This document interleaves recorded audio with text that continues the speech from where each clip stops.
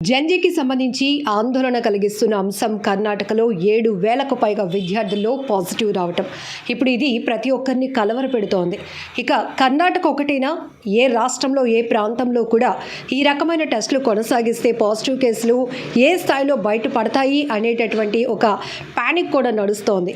మీ అందరికీ తెలుసు, విశాఖపట్నం వేదికగానే ఆయన హెచ్ఐవిని నివారించడానికి, హెచ్ఐవి పైన పెద్ద ఎత్తున ఒక విప్లవం లాగా ప్రతి ఒక్కరికి అవేర్నెస్ కల్పించడానికి ఎన్నో యాక్టివిటీస్ చేస్తున్నారు.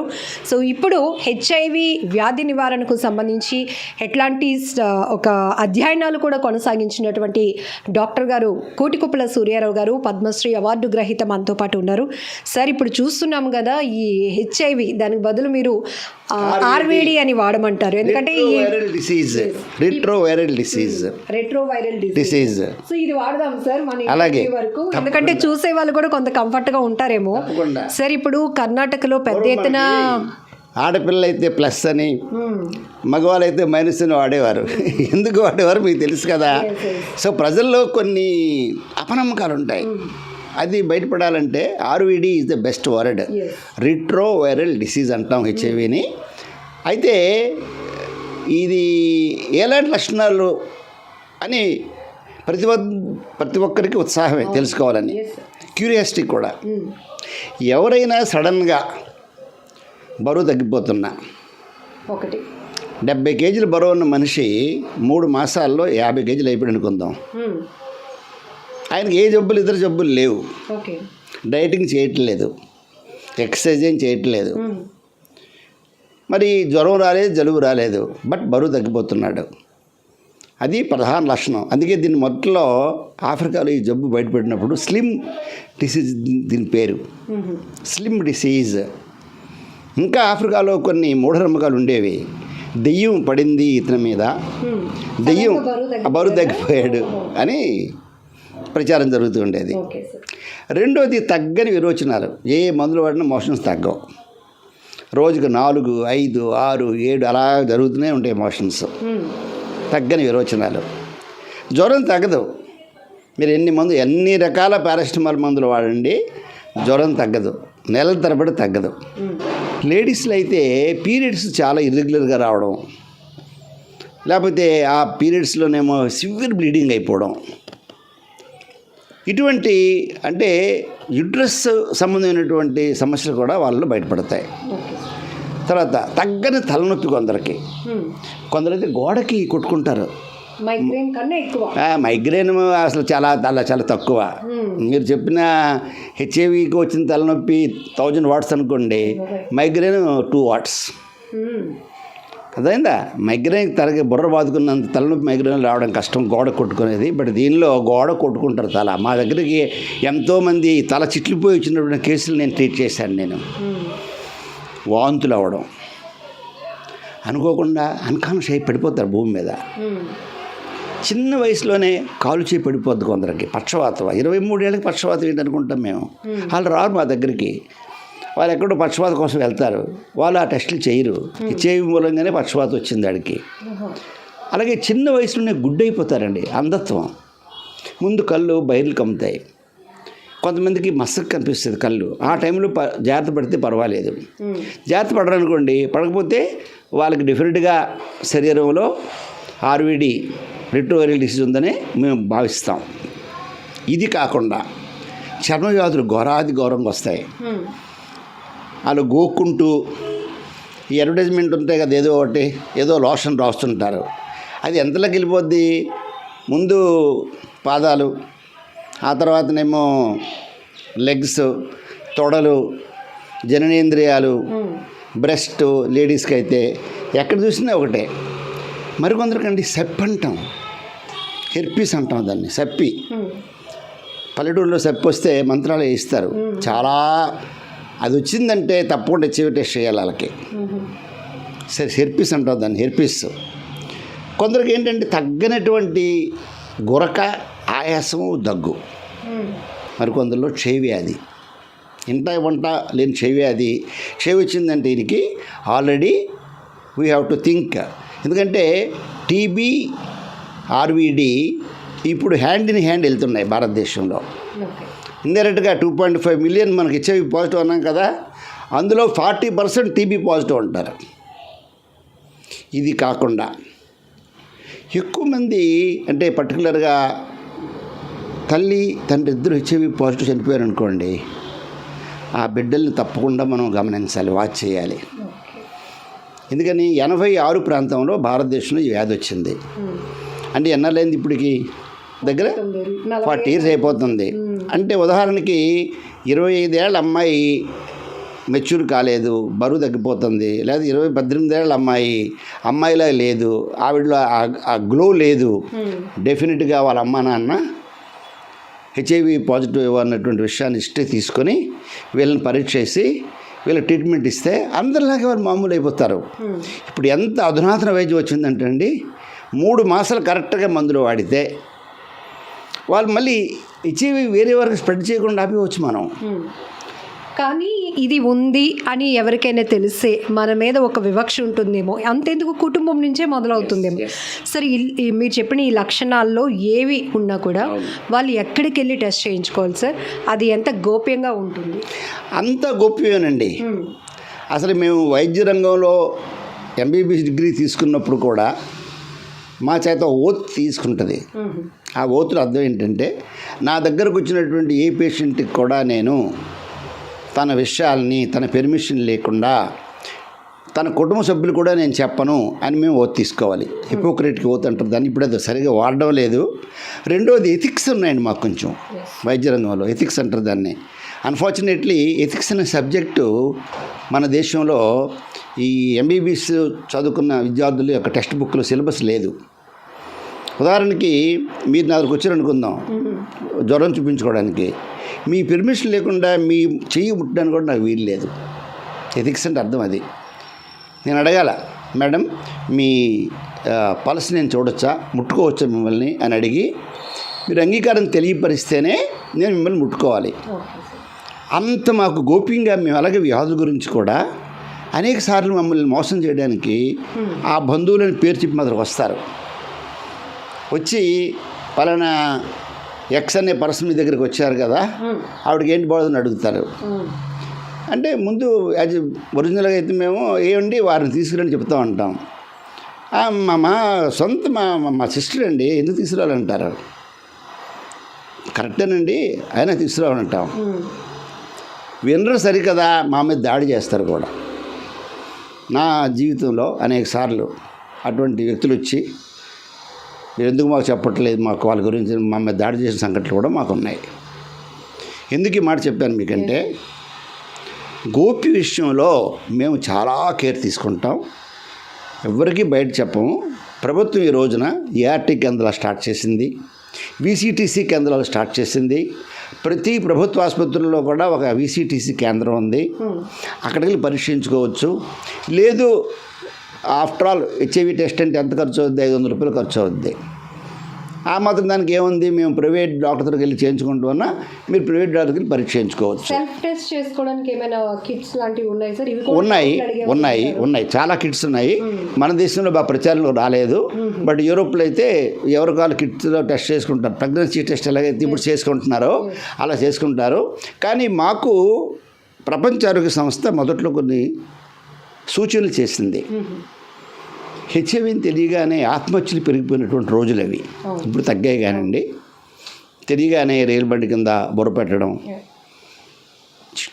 పాయిజన్ తాగడం తెలుసు మాకు. కాబట్టి మాకు WHO గైడ్లైన్స్ ఏంటంటే, మీకు హెచ్ఐవి టెస్ట్ చేయబోతున్నాము, పాజిటివ్ వస్తే ఇలా ఉంటుంది, నెగిటివ్ వస్తే ఇలా ఉంటుంది అని ప్రిపేర్ చేసేవాళ్ళు. వాళ్ళు ఇష్టపడితే రిటర్న్ కన్సెంట్ కూడా తీసుకోవాలండి, తీసుకొని చేయొచ్చు. అయితే ఇప్పటికి దాన్ని మన దేశంలో చాలా చోట్ల ఫాలో అవ్వట్లేదు. మేము అడిగితే మా మీద తిరగబడుతున్నారు వాళ్ళు. వాళ్ళు ఏమనుకుంటున్నారు, ఎందుకు రిటర్న్ కన్సెంట్ ఇవ్వాలి మేము అని అడుగుతున్నారు. ఎందుకంటే మన దేశంలో కొన్ని సమస్యలు ఉన్నాయండి. ఏంటి సమస్యలు అంటే, వారికి అవగాహన లోపం ఉన్నందువల్ల చెప్పిన వారి మీద వాళ్ళు ఎదురు తిరుగుతారు. అర్థమైందండి. హవెవర్ అన్ని ప్రభుత్వ ఆసుపత్రుల్లో ఉచితంగా చేస్తారు.